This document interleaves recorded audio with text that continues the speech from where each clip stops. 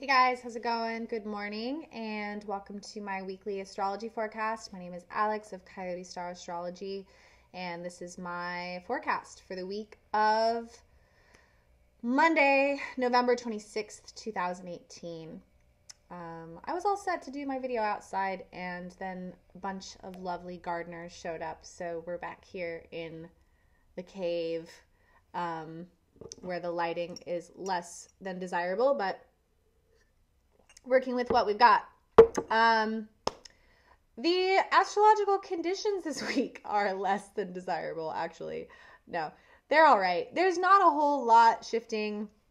I think the main thing we have going on is we're still kind of riding the somewhat schizophrenic energy that we had come through during the full moon on Thursday the 22nd. If you celebrate Thanksgiving, that's when we had this full moon, and it was really intense on the nervous system because we have all of this energy in Sagittarius right now. We've got the sun in Sag, we've got Jupiter in Sag, and we've got Mercury retrograde in Sag, all very close together. So Sag really wants to get things moving. It really wants to move forward, start projects, launch in a new direction, have the freedom to do whatever it wants to do without limitation.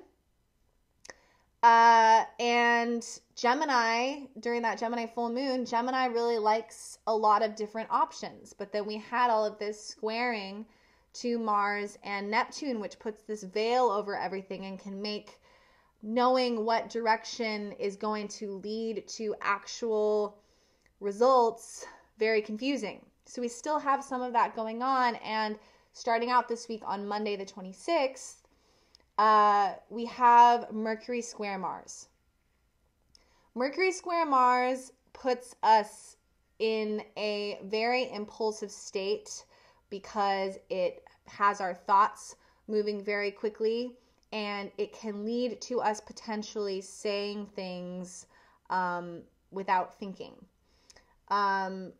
So the beginning of this week, I feel like we're going to have more of this desire to really start in a direction and commit to a plan, but it's just not really that time because we still have the square to Mars and Neptune in Pisces, and Neptune just went direct the day before on Sunday, which, again, can have this very dreamy quality.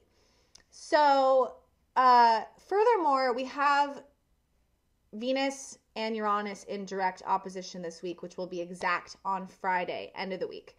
So Venus in opposition to Uranus is revolutionizing values. It is the disruption of relationships that are no longer aligning with certain values.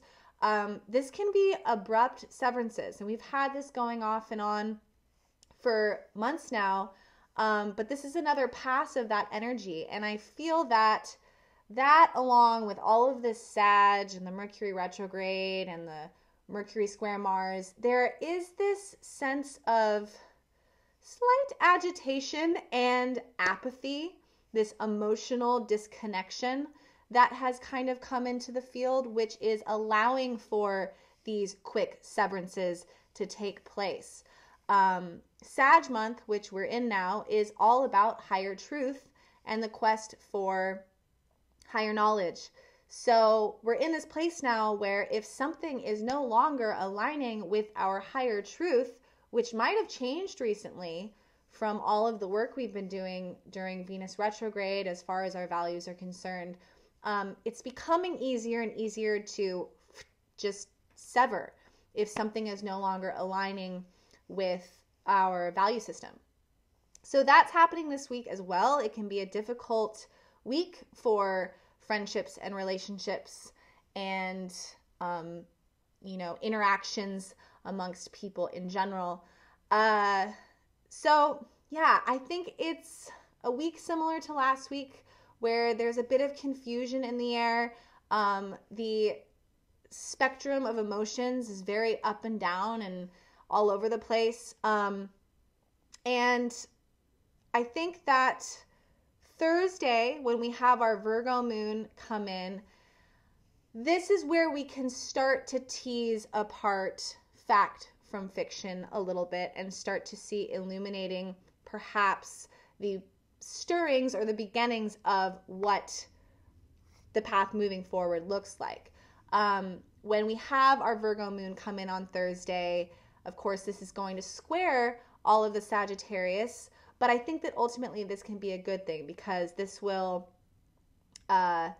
sort of weaken the Sagittarian tendency to not want to look at details and kind of make broad sweeping statements and declarations and commitments without considering all the details. Virgo is concerned with details, it's concerned with quality control, and it's ultimately concerned with making a decision that's going to lead to a grounded sense of security. So when that Virgo moon comes in on Thursday, there might be some things about our lives or a direction we were thinking about taking that start to not look as good as we thought. But I think ultimately it's important to remember that this is a good thing because we're getting down to the bottom of things and what they actually are and what they're actually promising. And I think that this will get even more strong on Saturday when we have Mercury go into Scorpio, sorry. It's going to retrograde back to Scorpio. And then on Sunday, we'll have Venus go into Scorpio. She's going back into Scorpio because remember, Venus retrograded all the way back to Libra and then went direct. Now she's entering Scorpio again where she was during the retrograde. So this is a second wave of looking at some things that we were confronting during the retrograde. And I think why it's ultimately helpful for the week is that Scorpio is concerned with getting to the bottom of things. Scorpio looks at things very deeply. It leaves no stone left unturned and really wants to see things for how they actually are. So I think towards the end of the week and into the weekend, we might start to see the truth and start to get a clearer idea of where we're actually at. Yeah, I wish I had more for you guys. That's pretty much it. We don't have a lot switching around. So I would be mindful within communications, particularly at the end, the beginning of the week with that Mercury square Mars, and really taking a look at the quality of our thoughts. Mercury retrograde is actually great for that. Because Mercury governs our thoughts and our communications. And when it's retrograde, we're really rethinking that.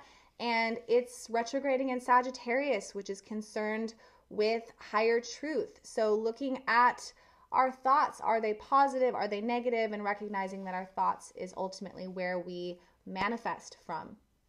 So putting some extra attention towards our thoughts and making sure that they're positive.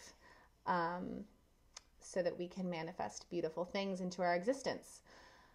Yeah, that about does it, guys. Thank you so much for tuning in. I really appreciate it. If you have enjoyed this video, please do give it a like and a share. I really appreciate it. And if you would like to reach out to me for a natal chart reading, you're more than welcome to do so. My email will be down below. All right, guys, have a great week. I will see you in the next video.